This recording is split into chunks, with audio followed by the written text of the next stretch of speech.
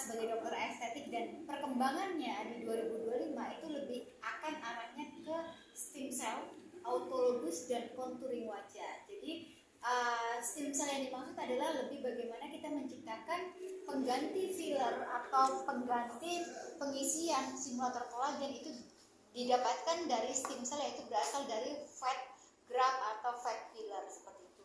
Kemudian boosternya nanti akan lebih menggunakan lebih ke fokusnya ke growth factor, kemudian ke bagaimana stimulasi skin quality-nya tercapai dengan optimal. Berikutnya contouring wajah. Contouring wajah dari tahun ke tahun itu tetap sama ya.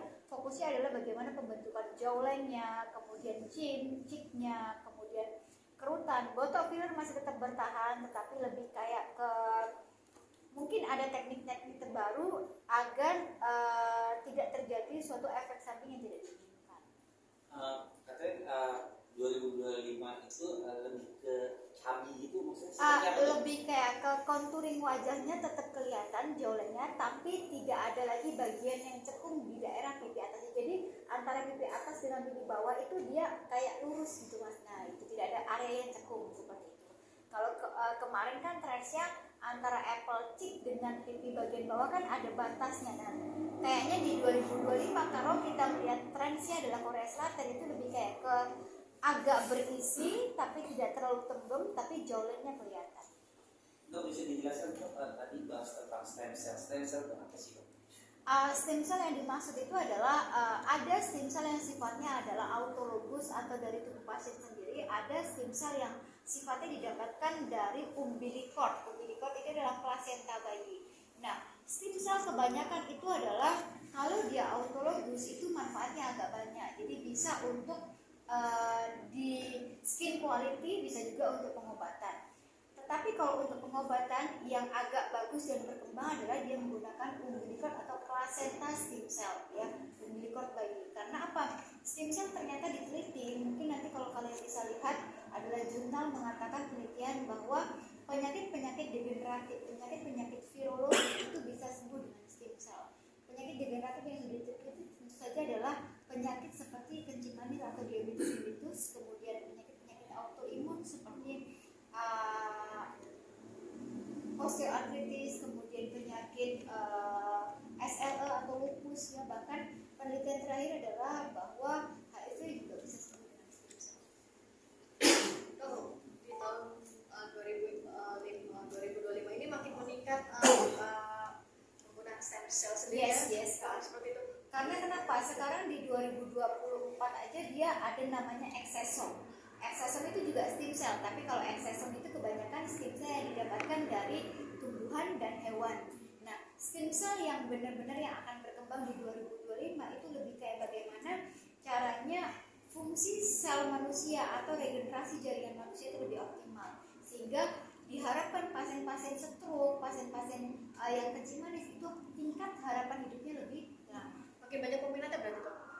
Saya rasa iya, karena penelitian stem cell ini sangat berkembang sekarang. Dok, untuk menghindari hal-hal apa aja sih dok terkait dengan stem cell itu sendiri? Lebih untuk ke pengobatan, regenerasi jaringan. Jadi dia seperti recovery atau regenerasi kayak sel saraf pada pasien stroke itu lebih cepat recovery. Pada pasien-pasien diabetes mellitus dia memperbaiki jaringan atau sel-sel pankreas pada pasien tersebut sehingga pembentukan insulin itu bisa jadi normal lagi.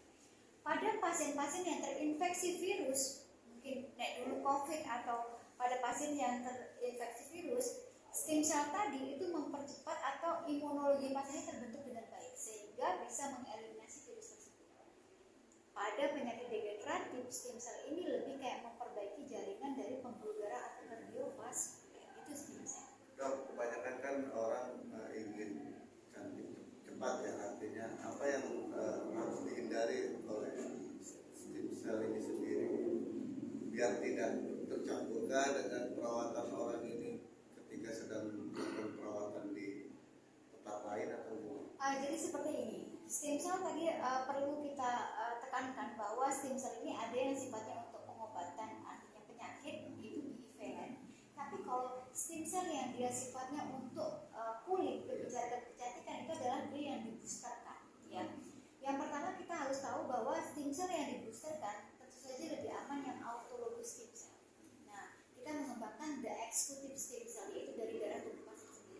Kalau stem cell yang dia terbuat dari eksosom misalnya, terbuat dari tumbuh-tumbuhan atau stem cell yang terbuat dari hewan, yang ditakutkan apabila disuntikkan secara langsung ke manusia mungkin akan terjadi reaksi alergi. Jadi lebih kayak amannya kalau untuk di boosterkan ke kulit itu lebih cocoknya adalah the autologous stem cell atau the exclusive stem cell. Artinya tepat juga digunakan di mana orang berdomisili di tengah kota ya, karena kan polusi segala macam. Ya, sangat-sangat tepat karena stem cell ini secara tidak langsung kan efeknya nanti ke anti aging. Bagaimana dia memperbaiki barrier kulitnya supaya pasien itu kayak jarang botok, jarang benang, tapi skin quality tetap bagus. Dan proses riset itu The executive stem cell, the executive stem cell itu sebenarnya sudah ada di kayak Korea Selatan. Kita hanya lebih mengembangkan teknologinya saja. Jadi tidak perlu waktu yang lama karena kenapa? The executive stem cell ini sifatnya autologous. Nah, jadi otomatis dari tubuh pasien sendiri ke tubuh pasien sendiri itu jauh lebih aman. Ya, tingkat alerginya pasti rendah. Artinya stem cell ini sendiri kalau di Indonesia terbilang baru atau gimana? Kalau stem cell sendiri, terapi stem cell bukan the executive ya, Yeah. terapi stem cell untuk penyakit ya ini ya, sebenarnya sudah sedang dikembangkan oleh dokter-dokter ahli.